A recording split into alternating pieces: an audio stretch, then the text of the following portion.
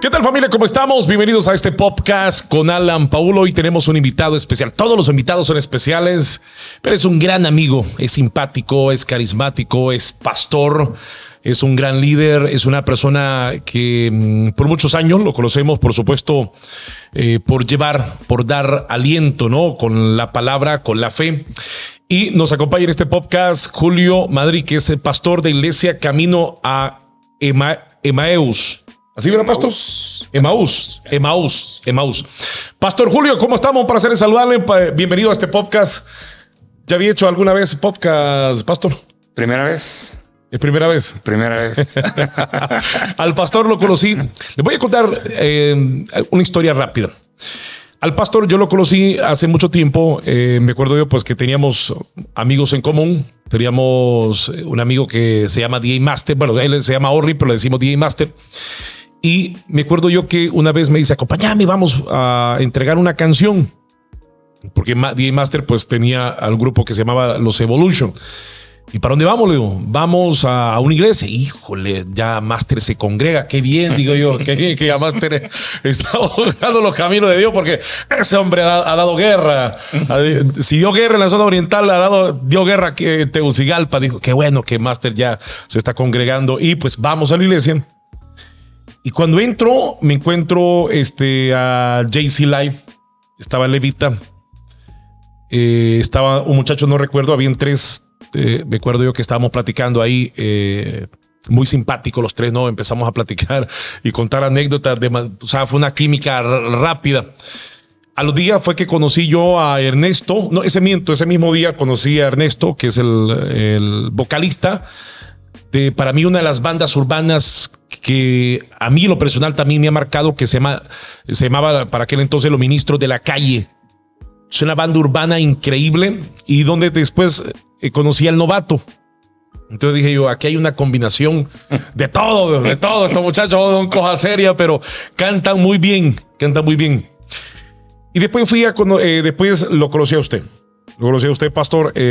Para mí ha sido un placer enorme porque es una persona que también me ha ayudado en lo personal en cuestiones de fe, en cuestiones también no en cuestiones, vamos a quitar la palabra cuestiones, sino que en la parte espiritual.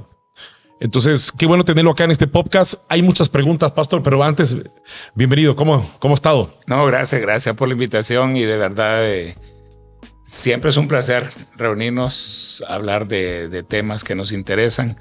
Y ahora de esta forma, pues mucho más. Y sí recuerdo esa historia, estabas hablando y wow, se me vino tantas cosas a la mente de hace mucho tiempo.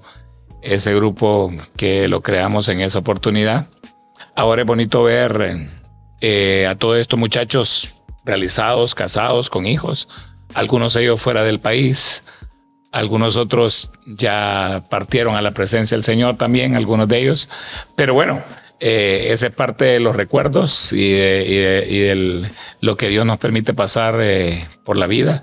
Y creemos pues que en este conversatorio vamos a tener muchas cosas que compartir y que dar nuestros puntos de vista y para eso estamos. Pastor, hay algo que está pasando, un fenómeno desde hace mucho tiempo, desde de las primeras décadas del siglo XXI. Hay un montón de personas que ahora no sé si lo hacen por una cuestión de moda o no lo sé.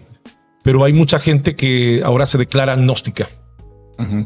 Hay muchas personas que ya han perdido la fe, han perdido también el cariño o ya no se congregan. Ahora, pastora, las preguntas religiosas son bastante controversiales y son bastante difíciles, ¿no? Hay mucha gente que va a enojarse por alguna respuesta que usted dé o por algunas preguntas que en mi ignorancia bíblica la gente dirá, qué mal presenta o qué mal muchacho para preguntar, anda bien perdido ese muchacho. Pero al final todo aprendemos, ¿no? De la Biblia. Creo que cada día estamos siempre aprendiendo. Dios, yo creo, antes de comenzar las preguntas, yo creo en un Dios. Pienso pues que no fue por una teoría del Big Bang o una evolución. Pienso que detrás del cerebro humano, detrás de la estructura física, anatómica, existe un Dios, ¿no? Que maquinó muy bien para que el ser humano fuera un ser humano anteriormente perfecto, y pues perdió la perfección. Y mucha gente va a diferir con este tipo de tema. Pero bueno, Pastor, ¿cree que en Honduras y en muchas partes del mundo ha disminuido o es un país, en el caso de Honduras, un país ya menos religioso que en otras décadas? Pudiera decir que sí y no. Honduras por raíces ha sido un país religioso. Por muchos años la religión católica es la predominante, como en muchos países del mundo, pero también ha habido un impacto principalmente social de la iglesia evangélica desde hace muchos años atrás también. A veces creemos que decir que un país es menos religioso es porque tal vez los templos están menos abarrotados en ese sentido, o porque miran menos acción de las iglesias de una forma u otra. Yo creo que en la perfección de Dios tiene tantas estrategias para que su evangelio llegue a cualquier lugar, y algunas de ellas también tienen que ver hoy en día con las redes sociales. Yo conozco un sinnúmero de personas que no se congregan presencialmente en una iglesia, pero que sí están pendientes de una prédica de un pastor nacional o fuera del país, y que están permanentemente aprendiendo en ese sentido de estas situaciones. Si vamos, por ejemplo, a la Iglesia Católica, es impresionante ver, por ejemplo, el último de enero, 1, 2, 3 de febrero, pasar por el anillo periférico por cerca de la Basílica de Suyapa es realmente imposible. Hay una cantidad de peregrinos ahí buscando congregarse en la alborada de la Virgen de Suyapa o cosas por el estilo, y esa es parte de su religión. Y vienen de muchos países del mundo. Entonces, decir que está menos religioso, quizás no, pero sí podemos hablar de épocas. Comparamos la gente de hace muchos años atrás con algunas costumbres, con algunas formas. Todavía logro ver yo hijos, hasta veces hasta de mi edad, frente a su padre o a su madre, bendición, y ese tipo de cosas que era muy común anteriormente. Pero de repente ves un chico ahora que adiós, o ni siquiera adiós dice cuando sale de la casa. Ya te saludan, ya no hay saludo, ya. O sea, de esa forma. Lo pueden llevar de encuentro, se lo llevan. Bueno, pero también no puedo decir que no tiene una educación religiosa en su casa, posiblemente sí, pero tal vez orientada de una forma menos comprometida, menos activa de su participación en él o las iglesias a donde ellos están. Pero realmente la religiosidad, el tema del activismo en la iglesia no es algo que determina la fe cristiana. A veces más bien el mucho involucramiento en actividades quita el centro realmente de lo que verdaderamente se tiene que hacer en una iglesia, y principalmente es predicar la palabra de Dios y el mensaje de salvación como tiene que ser. Pastor, ¿qué factores han influido para que haya menos afluencia de personas en las iglesias? Bueno, o en las congregaciones, como usted cree. Una de las cosas que podemos ver claramente es el factor de seguridad. O sea, si hablamos de la Iglesia Católica, la Iglesia Católica tiene sus templos de repente mejor ubicados en algunos lugares estratégicos, el centro de la ciudad y eso, donde acceden. La Iglesia Evangélica u otras religiones de repente lo tienen mucho en colonias, en barrios y todo eso, donde de repente después de cierta hora de la noche ya es un poco complicado asistir ahí, y entonces ya las personas empiezan a determinar si voy o no voy, si asisto o no asisto, si me congrego o no, y optan de repente hasta muchos, como el caso nuestro, no puedo negar eso, nuestra congregación, a la virtualidad para poder alcanzar a esas personas que no pueden llegar de una forma presencial, y qué sé yo, hasta fuera de las fronteras o en otro lugar del país, ¿verdad? Así es. Pastor, vamos con algunas preguntas candentes.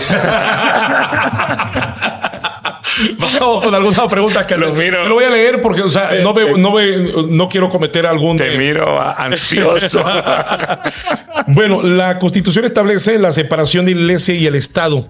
¿Qué piensa de los líderes cristianos que participan activamente en asuntos políticos? Por ejemplo, vimos en el caso del expresidente Juan Orlando Hernández, vimos a muchos pastores decir, y yo me asombro, porque cuando yo los escuchaba dar de sus declaraciones, decían, es que Dios me dijo que tal va a ser presidente por otros 4 años, o va a dejar de ser presidente, y ahora, ¿qué opinión se puede dar acerca de este tipo de eventualidades? Ya veo, ya entiendo por qué estabas ansioso por preguntar, ¿verdad? Pero bueno, participar en política es un derecho. Es un derecho ciudadano, un derecho que le da la Constitución de la República a cualquier ciudadano, esté involucrado o no en una iglesia o cosa por el estilo. Y no es algo que nosotros podemos cuestionar, realmente. Pero donde sí podemos llegar al punto es de que utilicemos la fe. Utilicemos la fe para nuestros propósitos políticos que podamos tener. Solo por decirte algo, si tú eres pastor de una iglesia, ¿de qué partidos políticos vas a tener en tu iglesia? De todos. Y si es una mega iglesia, posiblemente vas a tener muchos seguidores de cada partido político en particular. Entonces, si yo o tú, que eres el pastor de esa iglesia, utiliza la fe para orientar a tu preferencia política la congregación, estamos cometiendo un grave error. Ok. ¿Me entiendes? Okay. ¿Por qué? Porque si dices color rojo, pero ¿y qué pasa con los azules? Si dices verde, pero ¿y qué pasa con los amarillos? Y tú tienes de todo en eso. Por eso es que realmente el tema política, iglesia, pareciera agua y aceite, que no se tienen que mezclar. Pero es que la política, hasta en la iglesia hay política. Tú utilizas la política en la iglesia para otros aspectos, no necesariamente para los aspectos políticos de elección de cargos populares. Entonces, un pastor en una iglesia no debe de decir es que bueno, hablemos de toda religión, ya sea católica, evangélica, no deben de decir este presidente está cometiendo un error, o este presidente sí vale la pena, o darle favoritismo a alguien y desprestigiar a otra persona. Bueno, el desprestigio es algo que no debiera de existir, realmente. Pero solo te pongo en una ocasión, en una de las elecciones que me tocó ir a votar. Creo que cometí un error, el error de conseguir la papeleta de votación de diputados.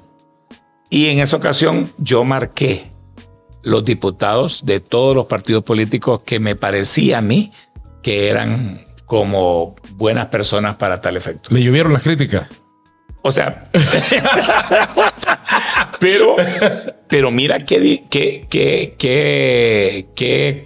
comprometedor es para un líder. Porque yo vine en ese momento y solo lo mostré, como que dijo, miren, esto es por lo que yo voy a votar. Ustedes pueden votar por quien ustedes quieran. Pero si te pones a pensar, la persona que está ahí enfrente está diciéndole a todos los demás, deberían de votar por esto de esa forma también. ¿Por qué? Porque creo yo que son las personas más honestas o más capaces para tal cosa. Pero entonces inmediatamente estás haciendo a un lado todo el resto de las personas. Entonces realmente a mi modo de ver, la política tratada de esta forma debería de ser algo muy privado para el líder religioso. Y si se va a meter a política, híjole, está en un mar de cristal realmente. Yo le quiero leer acá, no soy alguien que manejo la Biblia así o que la interpreta de manera eficaz. La leo de vez en cuando. Pero dice en el caso de Juan 17:14, les he comunicado tus palabras, pero el mundo los ha odiado porque no son parte del mundo, igual que yo no soy parte del mundo. Es referente, por ejemplo, cuando se menciona los cristianos, los verdaderos cristianos no son parte de este mundo, o sea, en referencia a que, por ejemplo, un cristiano no debe de participar en política, no debe de comunicar política, no debe de transmitir política, o no debe de... años anteriores, inclusive pues siglos anteriores, se utilizaba la religión para amedrentar, para avasallar, para someter a las personas, para decirles, bueno, ustedes van a ir al infierno si ustedes no hacen esto. Los tiempos cambian, pero también no debemos dejar de ver de que la palabra de Dios está creada para eso, para orientarte y para guiarte. Pero ¿tú crees en Dios? Claro. ¿Has votado? De vez en cuando, sí. ¿Ya participaste en política? Así es. ¿Ya elegiste? Tú puedes decir, no, porque el que yo voté no salió. O tu voto de repente sí eligió a alguien. O sea, nosotros, quieras o no, participamos en política. El tema es cuando hablan de participar en política a cargos de elección. Ok. ¿Me entiendes? A cargos de elección. ¿Puede o no? Aquí la pregunta realmente no es si puede o no. La pregunta es, ¿cuál es tu prioridad? ¿Y dónde está puesto tu corazón? Porque si tú estás dejando un ministerio, si tú estás dejando un lado, un pastorado, un liderazgo por incursionar en una actividad política para elección de cargo popular, sí estamos mal. Sí estamos mal porque estamos... Cambió la iglesia por el Congreso Nacional. Bueno, sí estamos sustituyendo. Pero yo particularmente creo que deberíamos tener en cargos de elección popular más gente. No quiero hablar de líderes cristianos. Más gente temerosa de Dios. Más gente que conozca de Dios, que conozca de su palabra, para que pueda ir a promover y a instar a otros a hacer las cosas correctamente. Si tú dices, no voy a participar en política porque yo soy limpio, ¿qué estás diciendo? Que los sucios me gobiernen, ¿o no?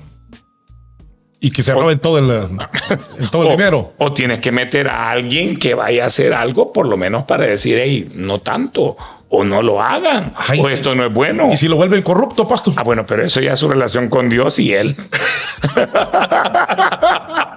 Pero, Pastor Julio, a ver, hay una de los fenómenos que ahora se han dado es que hay unos pastores que se casan, se divorcian, vuelven, regresan y no es un acto de adulterio esto. ¿Qué opinión se le puede dar en este caso? Me imagino que puedes encontrar tu Biblia ahí fácilmente. Ajá, vamos a ver. Y si busca Mateo capítulo 5, versículo 31. Vamos a ver, no soy tan así como tan rápido para... En el Google lo puede. A ver. Mateo capítulo 5, 31, ponlo y... Capítulo 5 al 5, 31. Vamos a dar la lectura acá. Aquí estamos en el... Ok, 31. Donde dice, también se dijo. Dile. Pero también se dijo que todo aquel que se divorcie de su esposa y de su esposa le dé un certificado de divorcio. Sigue. Pero yo les digo que todo aquel que se divorcia de su esposa, a menos que sea por inmoralidad sexual, la pone en peligro de cometer adulterio. Y cualquiera que se case con la divorciada también comete adulterio. Yo creo que no tendría que explicártelo. Pero para entrar un poco más en esto, el divorcio para Dios, como muchas otras cosas, no debiera de existir.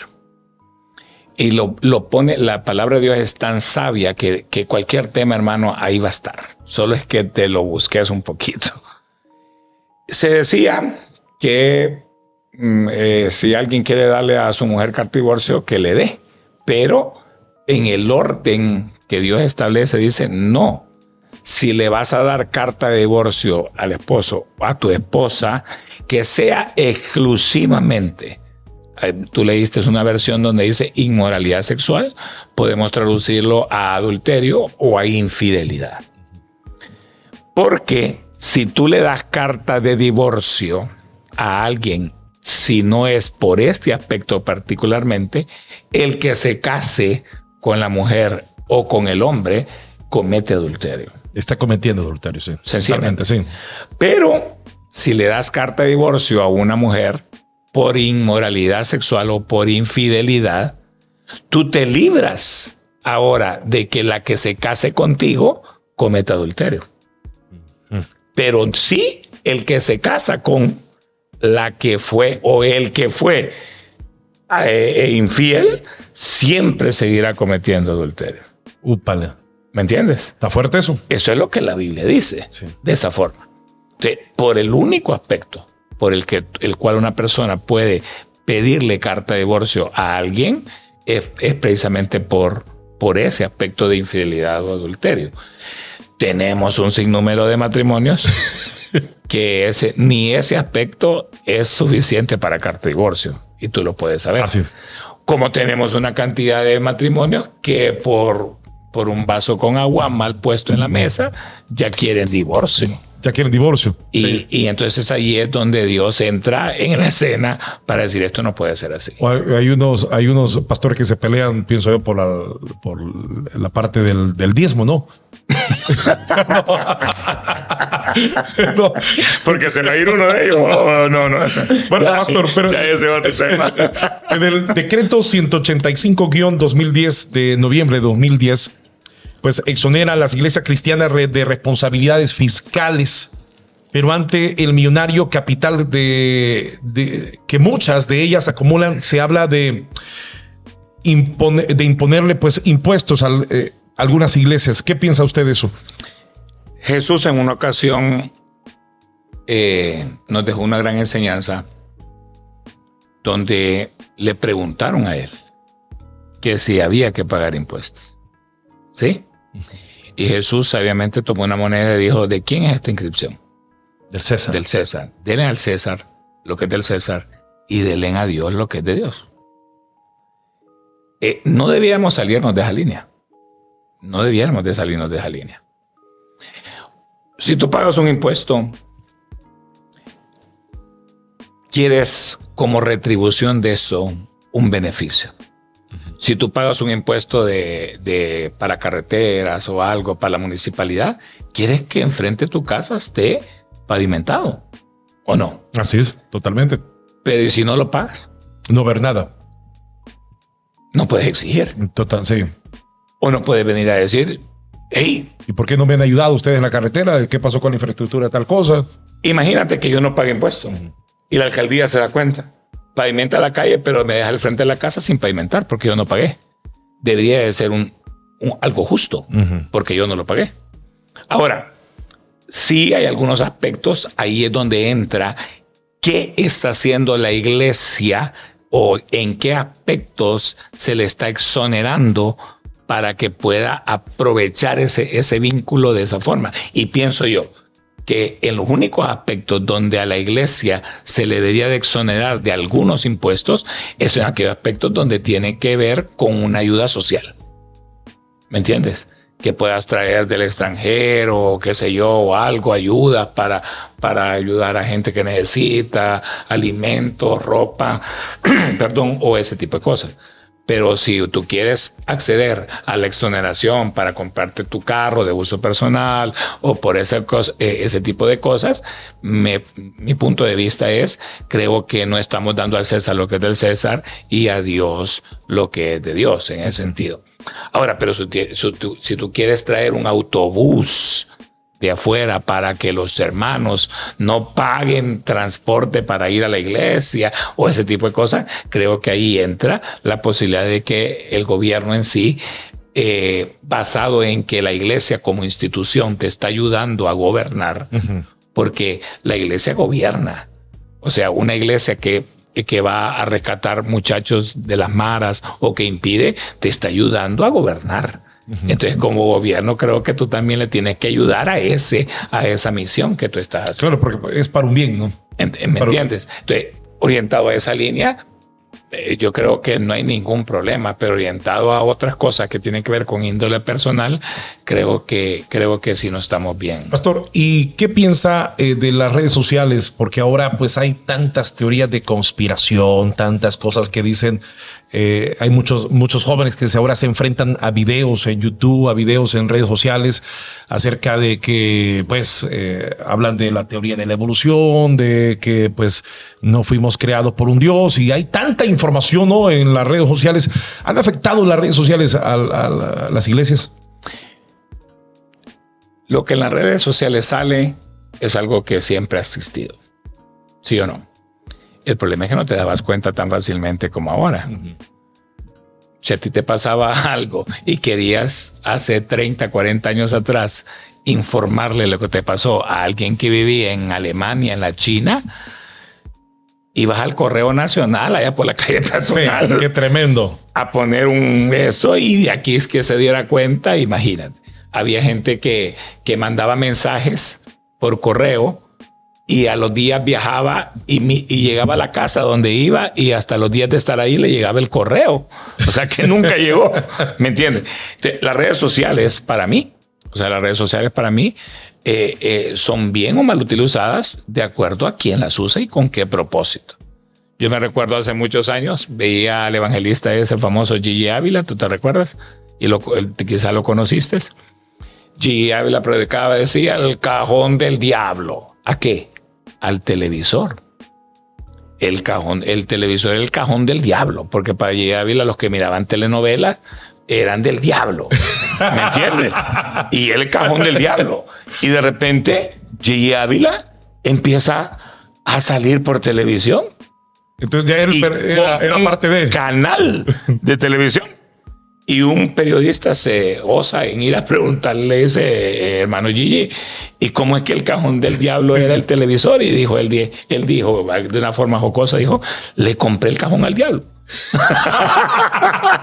¿Me entiendes? Entonces, lo que el hombre debe, sea joven, sea adulto, sea mujer, sea hombre, sea niño, lo que sea, tiene que buscar de Dios para tener la capacidad de discernir entre el bien y discernir entre el mal. Eso es algo que desde el principio de la creación fue creado de esa manera. ¿Por qué? Porque no se hable de redes sociales, pueden ser otro tipo de cosas. Y tú debes discernir entre el bien y el mal. O sea, si alguien viene aquí y te ofrece droga, no está ni utilizando las redes sociales. Y te está diciendo, te está poniendo a una decisión. Lo tomo o lo dejo. ¿Verdad? Es tu decisión y tu educación y tu conocimiento del bien y el mal para poder hacerlo. Sí, no voy a negar, sí hay un impacto fuerte, ¿verdad?, negativo en la juventud, principalmente con las redes sociales, pero ¿quién dice que no también? Tú puedes ver ahora fácilmente un mensaje del pastor Dante Gebel por la red social, solo lo buscas, entras y ya tú. O un pastor amigo tuyo que tienes en Alemania, en la China, que está de misionero, entras a su página y fácilmente te das cuenta de lo que está haciendo, cuando antes era muy difícil hacerlo de esa forma. Y esa palabra te puede servir de aliento, de formación. Totalmente. Si hablamos de aspectos familiares, con esto de que la gente se va emigrando o cosas, tenemos tantas familias regadas por todo el mundo, cuando ahora podemos tener contacto tan fácilmente. Hermanos de nuestra congregación hoy están en Estados Unidos, en Canadá, en Panamá, en Nicaragua, en España, y con un simple clic a un Zoom pueden ver la predicación o pueden estar pendientes de todo ese tipo de cosas. Pastor, ¿cree que se está perdiendo la bondad del cristianismo? ¿O cómo ve la situación? Porque antes o hemos visto de que muchas personas dicen, no, es que yo soy cristiano, y al final lo que vemos, los hechos son totalmente diferentes. ¿Se estará perdiendo la bondad en el cristianismo? Ahora con tantas cosas, ¿no? Con tanta tecnología, con tantas siempre redes sociales. Quizá nos hemos vuelto más insensibles. Yo miro mucho el canal donde tú laboras. No sé si hago publicidad extra si lo hago aquí, ¿verdad? Pero bueno. O otros canales de noticias, de cosas por el estilo. Es tan fácil ver ahora muertos por todos lados. Cuando antes, yo me recuerdo de joven, de niño, escuchar una sirena de una ambulancia. ¿Qué pasó? ¿Qué habrá pasado? Y si esa ambulancia entraba a la colonia, nosotros, Dios mío, ¿qué pasa?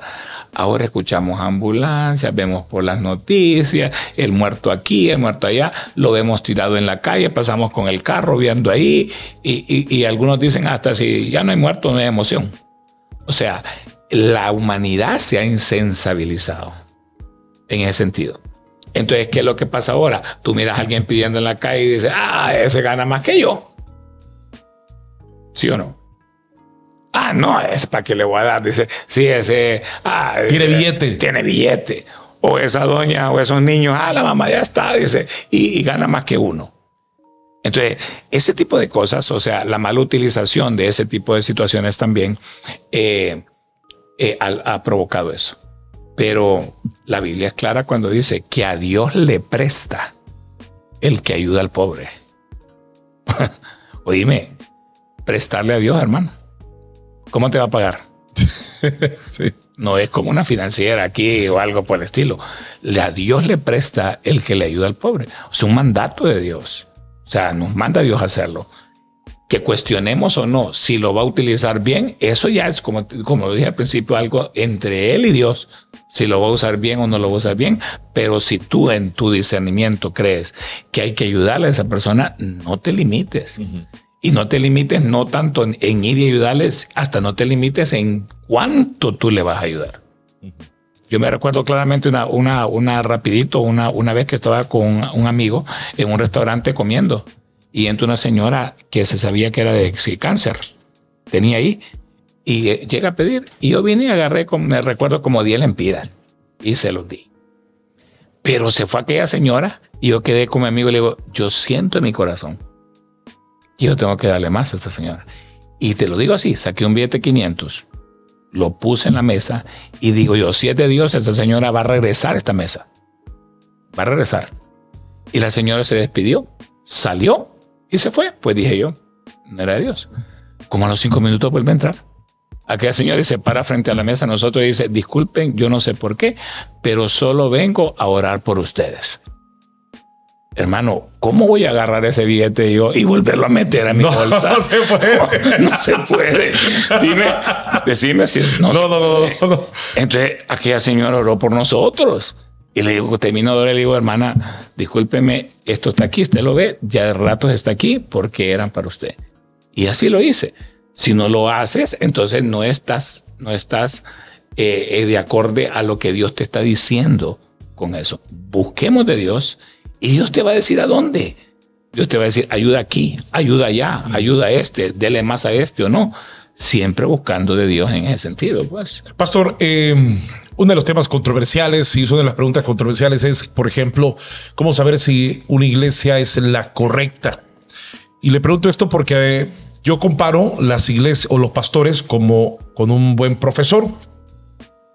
Por ejemplo, si el buen profesor enseña bien una clase difícil o una clase, o todas las clases, pues vamos a tener buen rendimiento de parte de los alumnos y todo va a ir bien.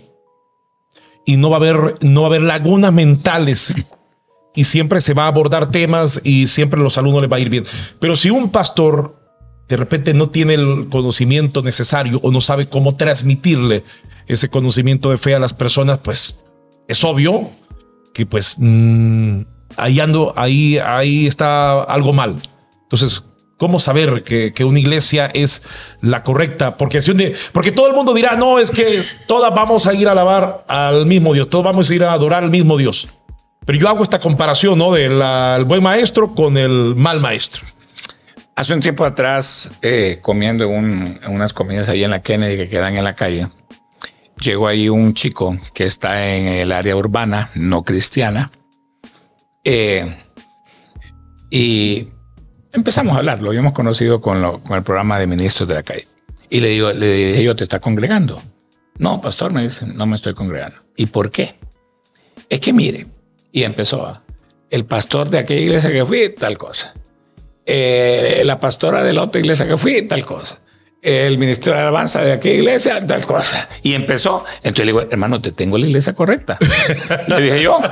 Y él creo que pensó que le dije yo, que yo le iba a decir la dirección de la iglesia donde yo me congrego. Ajá. Y entonces le digo, te vas a tu casa hoy, agarras un marcador y un rótulo, y en el portal de tu cuarto, ponle el nombre que tú quieres a la iglesia donde te quieres congregar. Y lo pones arriba de tu cuarto. Entras, cantas los cantos allá adentro que tú quieres cantar. Si quieres recoger ofrenda o no, recógela ahí en tu cuarto. ¿Quieres predicar de esto?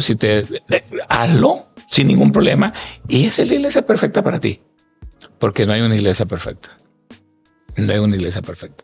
Ahora, yo siempre he dicho que las iglesias son como los restaurantes chinos. Por todos lados, hermano. ¿Sí o no? Sí. Y todas venden arroz y todas venden chap suey. Pero si es cierto, no, que ninguna es igual. Ninguno es igual. Ningún arroz es igual. Ningún chap suey es igual. Hay personas que tienen el restaurante de comida china a la par y van y recorren todo el anillo periférico para ir a comprar allá 10 kilómetros después un arroz chino. Porque sabe diferente el arroz chino ahí. Sabe diferente. Entonces, ¿qué digo yo con esto?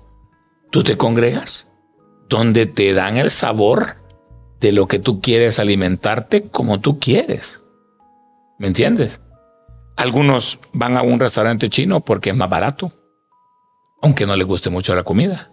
Otros por cerca, otros porque ponen más, otros porque el sabor. Ellos escogen comer ahí. Igual es una iglesia. Tú te congregas en una iglesia y si la iglesia como institución te está llenando,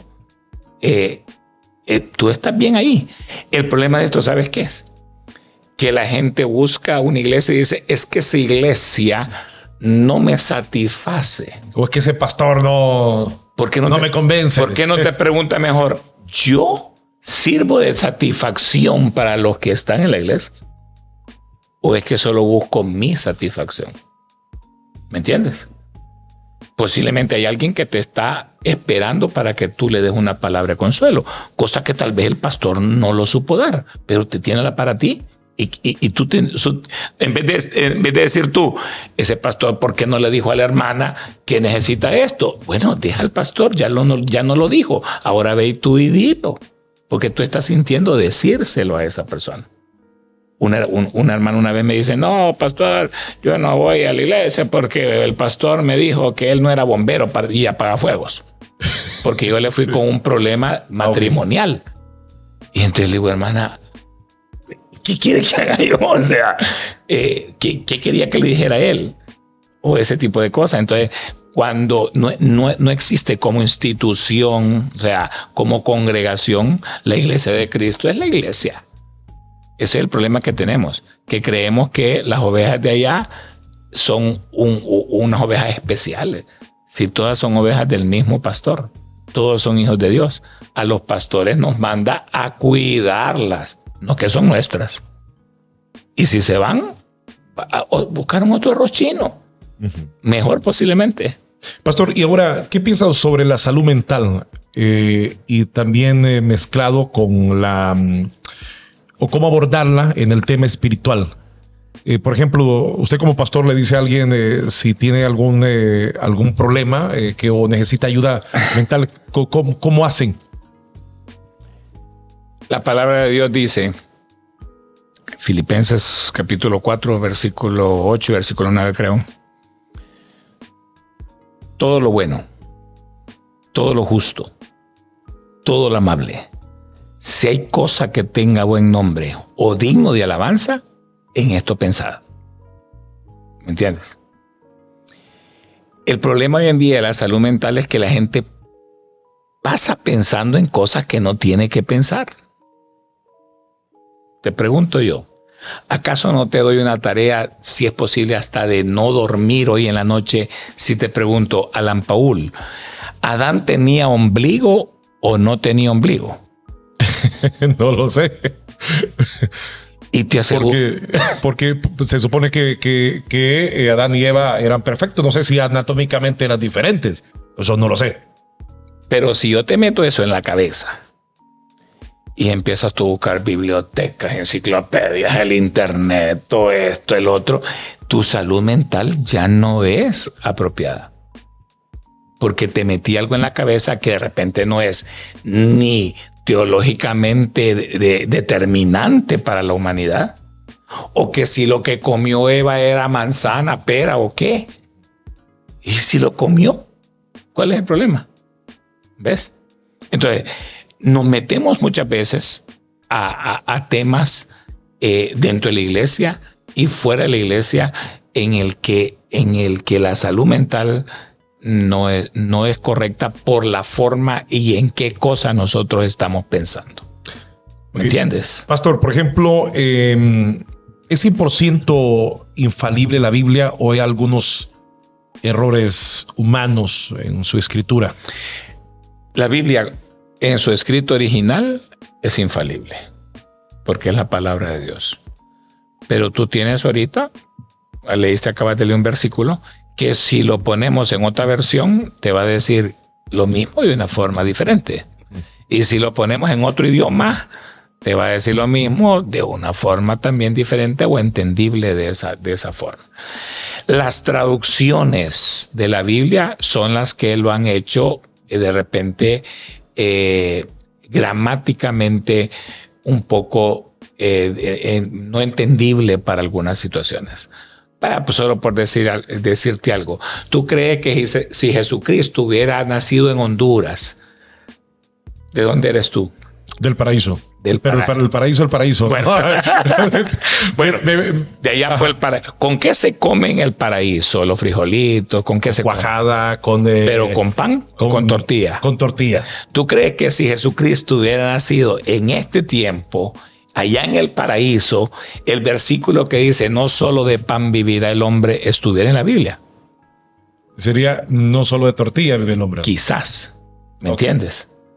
Porque lo que hacen las traducciones es llegar a lo más cercano de acuerdo al idioma y a la época en que se está. Por eso la Reina Valera de 1906, de 1950, de 1960, porque están buscando que la persona que la lea no tenga que usar 3 compendios manuales para entenderla y todo, sino que con el simple hecho de leerla puede entender claramente qué es lo que el pasaje o la Biblia dice. Pero en su manuscrito original la Biblia es infalible. Es más, hay un mandamiento que hay del que le ponga una coma o una tilde o le quite a la Biblia. En el sentido de que hay personas que manipulan la palabra de Dios para un interés particular. Y ahí es donde vienen algunas ediciones de la Biblia muy parecidas, pero que no son realmente la palabra de Dios en ese sentido. Y se pone bastante complicada la cosa, pastor, porque entonces, ¿qué sabemos que algún pastor esté utilizando ese tipo de Biblia? Claro, transmitiendo lo que no está en la Biblia. Entonces, ¿cómo hacer ahí para darse cuenta uno de que esa no es la Biblia correcta, ni el pastor correcto, ni la iglesia correcta? Te pregunto, ¿tú estudiaste en la universidad o posiblemente todavía sigues estudiando? ¿Le crees todo lo que tu profesor dice? Fíjese que inclusive hablábamos con un profesor de geografía porque la gente sigue diciendo, hay muchos maestros que siguen diciendo la cordillera del Merendón. Uh-huh. Entonces nuestro profesor de geografía nos dice, en Honduras nos llenamos esa parte geográfica, esa característica para ser cordillera. Tenemos un sistema de montañas, o la gente todavía sigue diciendo el Golfo de Fonseca. Uh-huh. Sin embargo, pues es la Valle de Fonseca. Hay una estructura, hay unas características geográficas para que sea golfo. Entonces, si esa persona, si ese maestro se lo transmite a un niño, pues el niño va a quedar con esos términos. Entonces, pienso yo que también algunos pastores así utilizan la Biblia y pueden dejar, con todo respeto, casi hasta enchivolado a una persona, ¿no? En esos términos. Yo pienso que no le creería al 100% a una persona. Bueno, es sencillo. ¿La Biblia es qué? ¿Qué es la Biblia? La palabra de Dios. O sea, fue inspirada por Dios, escrita por hombres inspirados por Dios para que escribieran lo que la Biblia, lo que Dios quería. Te pregunto a ti, si tú quieres saber, por ejemplo, acerca del Golfo de Fonseca, acerca de la cordillera o algo, vas a buscar a las personas idóneas para hacerlo. ¿Por qué tú no buscas a Dios para preguntarle acerca de su palabra, si es la palabra de Él? Dios, el pastor dijo esto.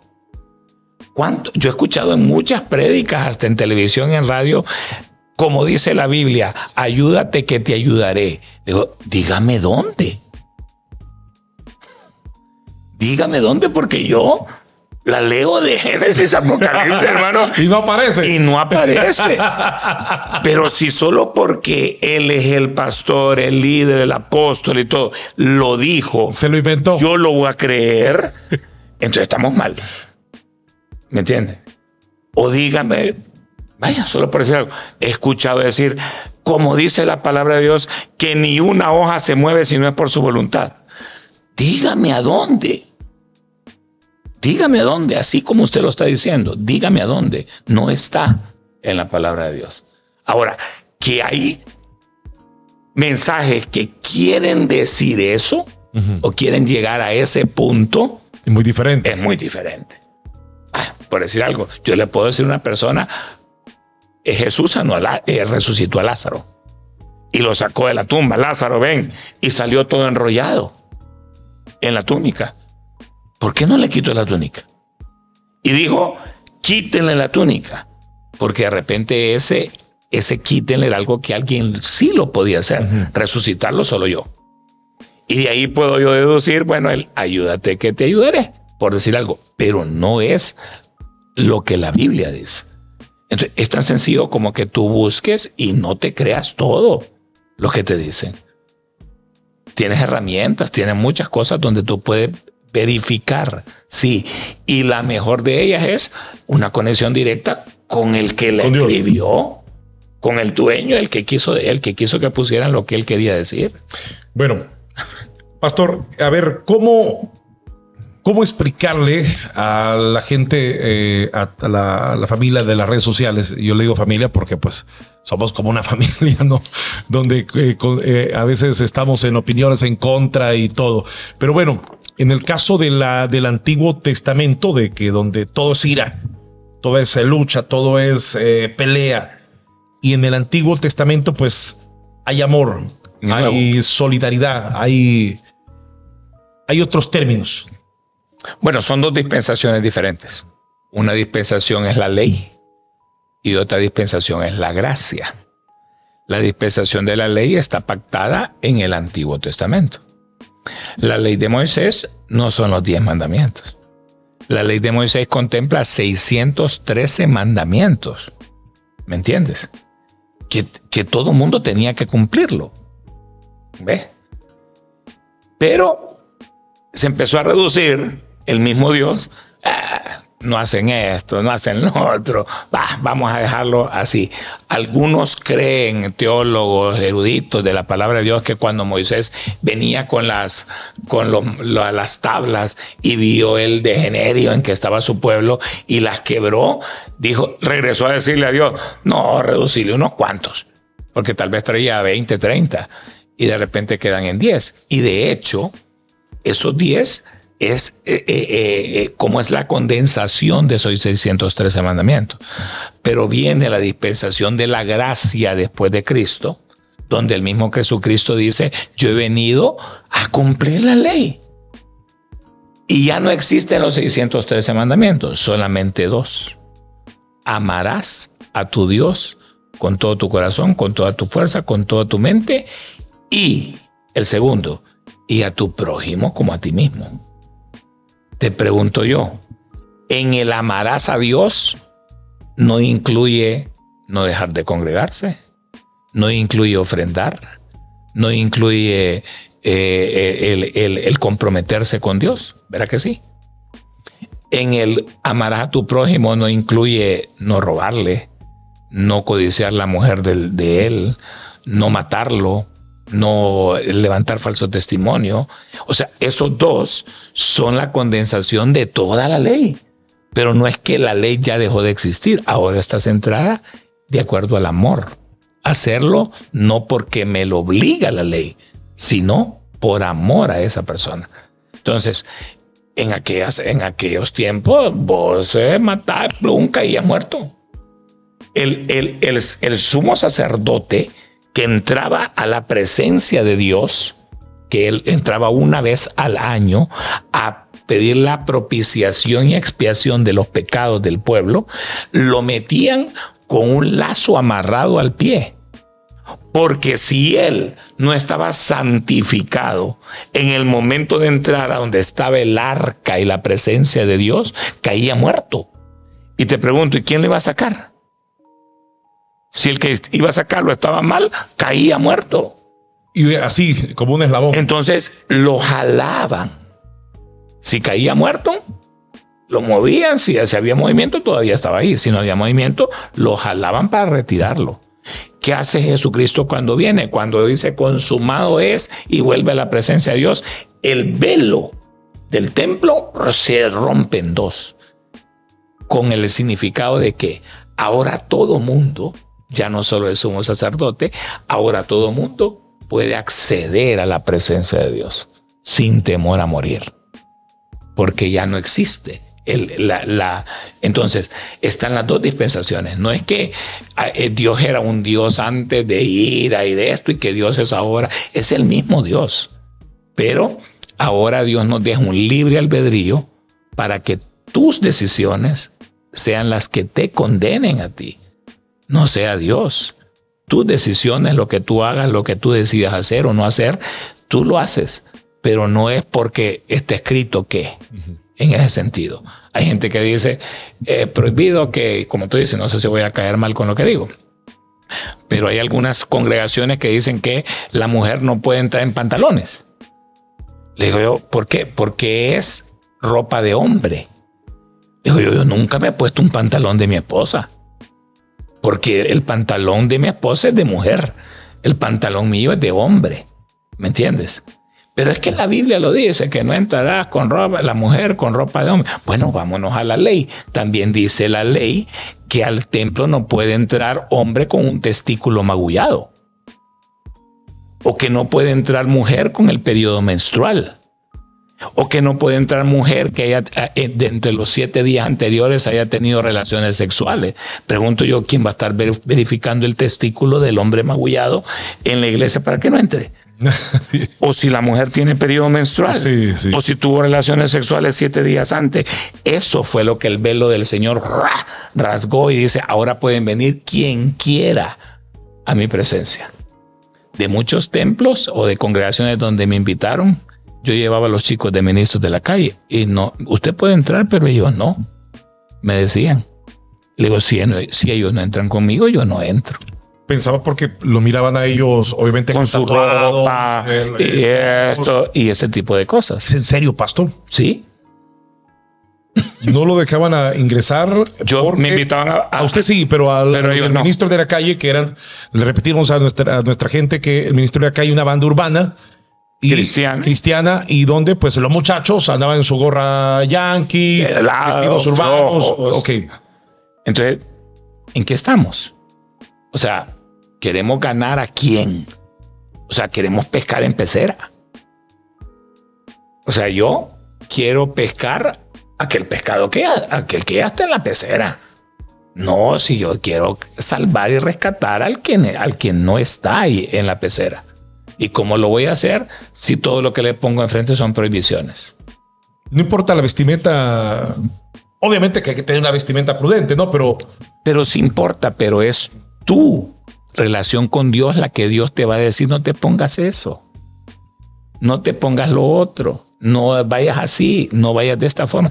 Tu relación con Dios va a ir cambiando. La palabra de Dios claramente dice que no es lo que entra por la boca del hombre lo que lo contamina, sino lo que sale del corazón del hombre. ¿Me entiendes? O sea, tiene que haber un cambio interior en ti. Aquella persona que dice, creo que este pantalón no es apropiado para ir a la iglesia en este momento, no me lo voy a poner. O cosas por el estilo. Hay muchas iglesias que inclusive han discriminado la comunidad LGTB, ¿no? Y sí. Me comentaba en una entrevista que tuvimos hace poco también que, una persona se fue vestida travesti y cero, o sea, no pasó, no lo dejaron entrar. ¿Qué opinión? O sea, ¿Qué haces tú? ¿Acaso Jesucristo no estuvo una mujer enjugando sus pies con sus lágrimas, derramando un perfume de lo más caro sobre sus pies y todo, y era una prostituta? ¿Sí o no? Uh-huh. Y le dijo a los discípulos, óiganme, yo sé lo que ustedes están murmurando. Si les miro las caras, ¿cómo es posible que Jesús se deje tocar de esa mujer? Y esto y lo otro. Entré aquí y ni siquiera me dieron para lavarme los pies. ¿Ah? Uh-huh. Y es la casa de ustedes. Y esta mujer no ha dejado de enjuagarme los pies y de limpiarme y de untarme su perfume más caro y toda cosa por el estilo. Si tú quieres ganar a alguien, lo vas a ganar rechazándolo. Es mi pregunta. Tendría que aceptarlo. O sea, una cosa es que aceptes al pecador, pero no aceptes su pecado. Pero la única forma de que él sea limpio y libre del pecado es que tú te acerques al pecador. Hay tantas historias en la Biblia de los leprosos que eran considerados que nada, campanas para que todo el mundo se retirara cerca. Y Jesús se acercaba a ellos. ¿Cómo? ¿De qué otra forma los vas a salvar si no es acercándote a esas personas? Pastor, ¿y qué piensa sobre el aborto? Bueno, el aborto es un tema candente en ese sentido, porque de donde se ha tratado o donde se ha querido hacer es que Dios es el dueño de la vida. Solo Dios es el dueño de la vida. Y todo creo que cambia desde el aspecto de donde la persona es considerada persona, si desde que nace o desde que se concibe. Y la Biblia, hablando particularmente, dice, mi embrión vieron tus ojos mucho antes de nacer. ¿Qué te quiere decir eso? Que tú eres vida desde que estás en el vientre de la madre. Desde que eres embrión ya eres vida. Y si cortas eso, estás cortando vida. ¿Me entiendes? Si hay riesgo del embarazo. O sea, hay una voluntad directiva de Dios y hay una voluntad permisiva de Dios. Hay cosas que Dios las dirige y las hace como Él quiere, y hay otras cosas que Dios lo permite. ¿Cómo está tu relación? ¿Cómo está la mujer en su relación con Dios? ¿Cómo está? ¿Acaso no puede elevar una oración al Altísimo para que la proteja, para que la cuide, para que la sane? Y ese tipo de cosas, poniendo su embarazo, su bebé o lo que sea en manos de Dios. ¿Y si esa mujer no cree en Dios, pastor? ¿Qué podemos hacer? ¿Qué podemos hacer? Yo estoy viendo todos los escenarios. ¿Qué podemos hacer? No estoy descartando ningún escenario. Porque si estamos hablando de los aspectos que le dan a la humanidad esperanza. ¿Ve? Si una mujer no cree en Dios, no solo es capaz de matar un feto, es capaz de matar a un hijo. Ya ahí que por estar jugando y gritando, ¿cuántas veces no lo hemos visto? Porque no está Dios en su corazón. O sea, si no está Dios en el corazón de alguien, no podemos pretender casi nada. Así es. Pastor, ¿qué piensa? ¿Debe la iglesia aceptar o condenar el matrimonio igualitario? ¿Aceptarlo? Uh-huh. O condenarlo, o los dos puntos de vista. Bueno, yo creo que ni aceptarlo ni condenarlo. O sea, la iglesia no está para eso. La iglesia está para hacer lo que la Biblia le dice. Y la Biblia, Dios constituyó al hombre y a la mujer. ¿Me entiendes? O sea, hablemos de ese punto específico. No lo aceptas, pero tampoco puedes ponerte en el plano de ir con toda la artillería pesada a bombardear. Como acabo de decir, lo que tiene que provocar es un cambio en la persona o en la sociedad, que reconozca si lo que está haciendo es bueno o lo que está haciendo es malo, para que cambie su estilo de vida.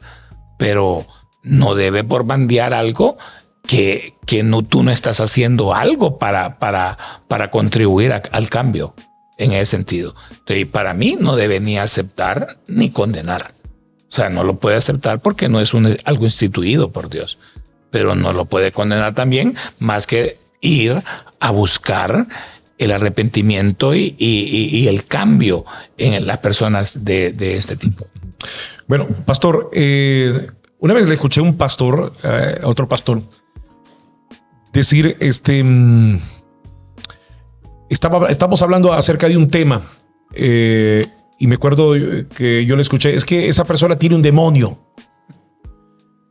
Hay que orar para sacar ese demonio del adulterio. Estábamos hablando del adulterio. Y bueno, entonces me puse a razonar inmediatamente y me acordé de esa famosa frase de Jesús cuando mencionó: el que esté libre de pecados, que lance la primera piedra. Entonces, pero él dijo pecados, no dijo demonios, porque si no, él hubiera expulsado al demonio de la prostituta y no hubiera sido pecado. Entonces dije yo que hay una contradicción, y se lo escuché a un pastor. A ver, la pregunta ¿son pecados o son demonios? Porque algunos pastores dicen que no, hay que sacarle el demonio de tal cosa, el de tal, porque tiene del adulterio, hay que esto y el otro. Bueno, una cosa es el pecado y otra cosa es el demonio. Eso estamos claros en ese sentido. Pero el problema que tenemos muchas veces es que andamos viendo demonios por todos lados. Yo me recuerdo una vez que estaba hablando con una persona que practicaba mucho el exorcismo, todo eso y ese tipo de cosas. Y estaba hablando conmigo, te lo digo literalmente, como que yo sea esa persona y tú eres yo. Una plática normal. Una plática normal. Entonces estamos hablando cómo quedó el Olimpia con el España y la persona de repente decía: acaba de pasar un demonio. ¡Úpale! Hermano, entonces tú te pones ¿y por dónde? ¿Y qué camisa tenía? ¿Me entiendes? Ajá. O sea, las huestes espirituales de maldad andan y la Biblia dice que el demonio anda buscando, o sea, anda buscando a quién devorar, a quién matar como león rugiente. O sea, eso no lo podemos negar. Pero estamos tan confundidos en la percepción demoníaca que hoy en día una cosa tan bonita, tan sensual como puede ser una mujer, pues es un demonio. Y no lo estamos viendo de esa forma. Queremos ver al demonio con cachos y con esto y con lo otro, cuando creo que el diablo se ríe de nosotros. ¿Me entiendes? Uh-huh. Estaba yo una vez en el mercado zonal Belén comprando las verduras y todo, y me encuentro con un pastor amigo. Y el pastor con su carro. Y volteó a ver la paila del carro y eran un montón de piñatas del diablo, hermano. ¿Me entiendes? Eran un montón de piñatas del diablo. Y digo yo, hermano, ¿y eso qué es? Entonces dice él, los niños van a ir a reventar esa piñata. Entonces dice él, es que vamos a tener hoy un culto de apedrear y machacar al diablo. Le digo, ¿usted cree que el diablo es la piñata? ¿Ah? Hay una canción hasta muy, muy merengada que dice: para machacarle la cabeza al diablo se necesita el poder de Dios. ¿Y para qué le vamos a machacar la cabeza al diablo si la palabra de Dios dice que en la cruz del Calvario Cristo venció al diablo, hermano? Tú le herirás, dice, en el calcañar, pero yo te aplastaré la cabeza. O sea, no podemos estar satanizando todo. Satanizamos a la esposa que tenemos ahí porque no nos da el desayuno. Esta está endemoniada. No podemos ese tipo de cosas. O sea, lo que tenemos que buscar es a Dios. Yo me recuerdo el que ya partió la presencia de Dios del grupo de ministros de la calle Levita. Tú lo conociste. Una vez llega con una canción, con una letra de una canción, a decirme que si se la aprobaba para grabarla. Y casi toda la letra de la canción tenía que ver con el diablo. Que el diablo aquí, que te vamos aquí, que te vamos allá. Y le digo yo, ¿no te parece que vamos a gastar dinero, tiempo, grabar una canción? ¿Por qué no grabas una canción para decirle a Dios lo bueno que Él es? Y tú crees que cuando empieces a cantar eso y a decirle, el diablo se va a retorcer porque es envidioso, es celoso, es mentiroso. Entonces, ¿a qué gastemos tiempo y dinero en decirle al diablo lo que él ya sabe que es? En ese sentido. Entonces, satanizamos y vemos demonios, hermanos, por todos lados. Vemos el 666. Entonces son pecados. Si agarras una placa, que el tránsito te asigna una placa que termina en 666. Te lo digo, la agarras tú. Está complicado. la agarras, no. Hermano, ¿la agarra o no la agarra? ¿Y usted la agarraría del público? Coméntenos ahí, por favor. Y dice, uy, no. El 666. ¿Me entiende? ¿Qué tiene que ver la placa en ese sentido? ¿Me entiende? Entonces, busquemos de Dios y Él va a tener respuesta, Él va a tener guianza, Él va a tener, hay que orar por los enfermos para que se sanen, hay que orar por ellos, lo hizo Jesús y tenemos que seguir haciendo. Pastor, ¿todos los pecados son iguales o hay unos más que otros? Pecado es pecado, ¿sí? Pecado es pecado. Por eso es que muchos de nosotros cometemos el gran error. Alan Paul comete el gran error, pero grave error, de juzgar a Julio Madrid por el pecado que yo cometí, porque él no lo está cometiendo. Cuando él está cometiendo otro pecado que es igual para Dios. Porque el pecado es pecado. O sea, por un pecado, se rompió la relación entre Dios y el hombre. Por un pecado de desobediencia. Un pecado. Y no fue un pecado catastrófico, que esto, que matar, que esto. Pero de ahí vino todo, en ese sentido. Sí hay pecados que tienen que ver realmente, la Biblia lo menciona como la blasfemia contra el Espíritu Santo. Tú me puedes decir, ¿son imperdonables? Sí.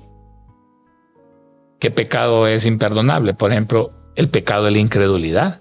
¿Cómo te va a perdonar? ¿Cómo te va a salvar Dios si no crees en Él? Ese pecado es un pecado de incredulidad. No es que es más grande, que tiene consecuencias diferentes. O sea, el pecado es el mismo. La consecuencia de algunos pecados son diferentes. Pero por ese pecado estás condenado a una eternidad sin Dios, sea cual sea el pecado que hayas cometido. Y por todos esos pecados Cristo murió en la cruz del Calvario. No importando si son pequeños, grandes o de qué forma que nosotros lo queramos plantear, ¿verdad? Le voy a quitar este bote, pastor, para que aquí... ya me lo terminé. Sí, ya. Bueno, la siguiente pregunta, pastor, es ¿qué opina, por ejemplo, de muchas iglesias que se le pasan cobrando por los milagros y también por tantas cosas? Es más, yo los escucho que hasta tienen, con mucho respeto, hasta tienen como una especie de habladito. Por ejemplo, los hermanos que están aquí al frente, si donan en estos momentos $1,000, serán los VIP de Dios. O sea, no sé, lo escucho bastante a veces complicado, ¿no? Cuando escuchamos este tipo de situaciones. Pero, ¿qué opinión? Es sencillo. Eso es jugar y vender la fe. Una vez una hermana en la congregación llega emocionadísima. Abre su cartera y me saca la cartera. Mire, hermano, un frijol. Yo la quedo viendo y le digo, ¿Qué tiene de especial? Es un frijol. Este es el frijol de la provisión. Le digo, ¿cómo así? Es que dice, me invitaron ahí en la colonia, dice, una cruzada que hubo, dice, y repartieron el frijol de la provisión, que el que tuviera este frijol no le iba a faltar nada de provisión en su casa. Ah, qué bueno, le dije yo, está bien, por fe pues. ¿Pero se lo vendieron o se lo regalaron? No, costó 500 lempiras. Yo he visto, y no me puede negar, yo he visto las bolsas con agua con todo y marca. O sea, con la marca de las aguas que me acabo de tomar aquí, con la marca, pero ya oradas, ¿verdad? Que la plusvalía subió cuando se oró por ellas. Y que ahora son aguas bendecidas y que te las venden a ti para que tú te las eches en el cuerpo que tienes una enfermedad y esto, o los pañuelos o ese tipo de cosas. O sea, Jesús no lo hizo, hermano. Jesús no lo hizo. Jesús escupió saliva, hizo lodo y sanó un ciego, pero a otro le dijo, vete, basta sano, levántate y anda. O sea, ¿por qué no podemos seguir los modelos que ya están de esa forma? Porque no podemos negar que dentro de la fe hay personas que se han aprovechado. No lo podemos negar, o sea, sencillamente no se puede negar completamente que sí.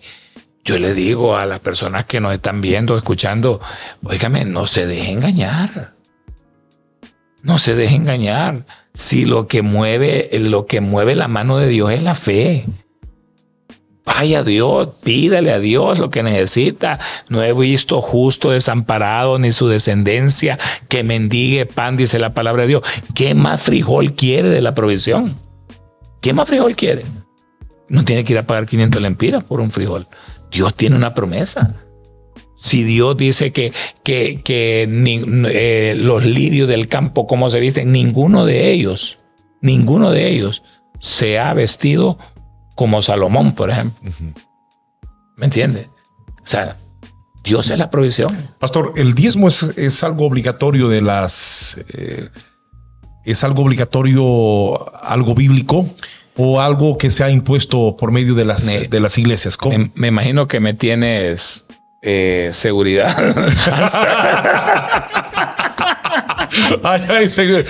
El único seguridad que es nuestro director, Naum. Vale más que no hemos mandado la dirección a donde estamos reunidos hoy. Mira, lo que está en la palabra de Dios es porque Dios quiere que sea un canal de bendición. Si yo te digo a ti que haciendo tal cosa como un jefe que tú eres, si yo te digo a ti, si tú todos los días dentro de tu trabajo te encargas de limpiar el escritorio donde yo estoy o algo por el estilo y pronto yo te voy a retribuir o esto o lo que sea y vas a ascender en la empresa, yo te aseguro que tú vas a hacer tu trabajo de esa forma y si es posible mejor. ¿Me entiendes? ¿Cuál es el problema? Lo que te quiero decir. Que hoy en día este tipo de cosas como el ofrendar o diezmar, nosotros lo tomamos como doblarle la mano a Dios. ¿Me entiendes? Señor, aquí está. Acuérdate que mi hijo está enfermo. ¿Me entiendes? Señor, acabo de depositar el diezmo. Ocupo un carro. Necesito tal cosa. Es lo que te estoy pidiendo. Oye, necesito una casa. O sea, no entendemos que el 100% para los que estamos en Cristo, el 100% de nuestros ingresos le pertenecen a Dios, hermano. Él es el dueño. El 10%, si hablamos de diezmo o de ofrenda, Dios lo quiere utilizar como un canal de bendición para prosperarte y bendecirte por tu gratitud que tienes a Él por darte el 100% que le pertenece a Él. ¿Sí o no? A ver, pastor, ¿y por qué no manejarlo, por ejemplo, como una contribución, no diezmo? Bueno, es que bíblicamente lo dice, habla del diezmo. Ustedes me han robado, dice el Señor. ¿Con qué te hemos robado? Dice, con tus diezmos y ofrendas. O sea, menciona la palabra y el término en ese sentido. O sea, no podemos también irnos para otro lado. Ahora, lo malo en este aspecto es cuando tú usas calculadora. ¿Me entiendes? Ya para carro de lujo, el pastor viene usa calculadora y tú dices, va. El pastor anda en un jet, anda en un 2,000 miembros. Pongámosle el salario mínimo. Y en dólares. Y multipliquemos por 10. Ahí viene el problema mayor. ¿Me entiendes? Me recuerdo cuando yo viajé con un equipo que tenía yo a Italia. Y en Italia, las señoras con que yo andaban comprando. Y yo y agarraba la calculadora. 1 litro de leche, por tanto que vale el euro. En Honduras vale 20 lempiras. Aquí me está saliendo por 300. No, mejor no tomo leche. Y me decían las personas que estaban ahí, es que el que convierte no se divierte. Dice. Digo, no me vengan con ese cuento. No me vengan con ese cuento. Yo convierto para ver si me conviene o no me conviene. Utilizamos a veces ese término secular para hacerlo cristiano o dentro de la fe. Tú no puedes, hermano. Mira, yo conozco siervos de Dios, siervazos de Dios, que no viven con el 90, viven con el 10. Y el 90 se lo dan al Señor. Y con el 10 les ajusta, basta y sobra. ¿Me entiendes? Úpale. A la larga, el 100 es de Dios. Pero Dios te quiere usar. O sea, quiere usar. Es lo de menos, Alan Paul. Tú vas a una casa donde tú vives que no es tuya y te acoge una familia y te da todo. Te da la comida, paga la luz, te da esto, todo lo otro. Hermano, cuando tú recibes tu sueldo, sería un desagradecimiento y una ingratitud que tú no vengas y digas, hey, aquí traje provisión o tenga esto para que pague la luz, porque te lo están dando todo. De la misma manera actúa Dios con nosotros, nos da todo. Lo que pretende es que con nuestros diezmos y ofrendas nosotros le devolvamos, ni siquiera a Él, si Él no lo ocupa, es a la obra del Señor. Le devolvamos como gratitud una parte de lo mucho que Él nos da. Pastor, ¿qué opina usted sobre, por ejemplo, algunas iglesias que le prohíben a sus siervos tomar café, tomar tal refresco, ver tal red social, ver tal programa de televisión? ¿Tú tomas café? Sí, soy cafetero. Somos del paraíso, nos tomamos, creo que unas 7 tazas de café. Híjole, hermano. A mí no me gusta el café, pero me gusta la Coca-Cola, por ejemplo. Ojalá que nos den publicidad algún día, ¿verdad? Híjole. Perdón, la Coca-Cola. ¿Qué sé yo si no es algo profético y de repente...